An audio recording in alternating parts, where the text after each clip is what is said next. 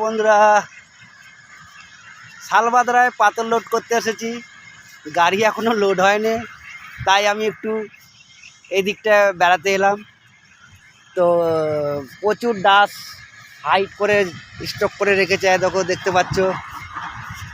আমাদের যেমন বালি খাদানে স্টক করে রাখে, এরাও ডাসগুলো স্টক করে রাখছে। যে কোনো জায়গায় বড় বড় রাস্তার কাজ হলে তখন এই ডাসগুলো ওরা বেচে দেয়। তো দেখো বন্ধুরা, পাথর খাদানে এসেছি পাথর লোড করতে।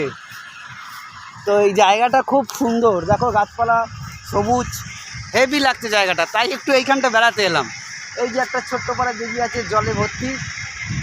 তো গাছপালা, উঁচু উঁচু জায়গা, তো দেখতে খুব ভালো লাগছে। উঁচু উঁচু জায়গা সবসময় দেখতে ভালো লাগে।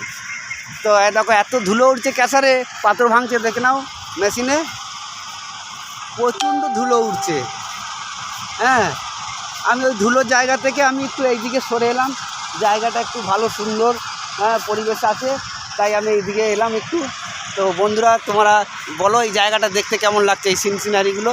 এই যে উঁচু উঁচু জায়গা পাহাড়ের অঞ্চলের দিকে, তো এটা হচ্ছে শালবাদরা, দেখে নাও হেভি লাগছে জায়গাটা।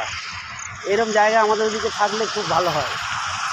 হ্যাঁ, যাই হোক বন্ধুরা, তো সবাই পাথর লোড করতে এসো।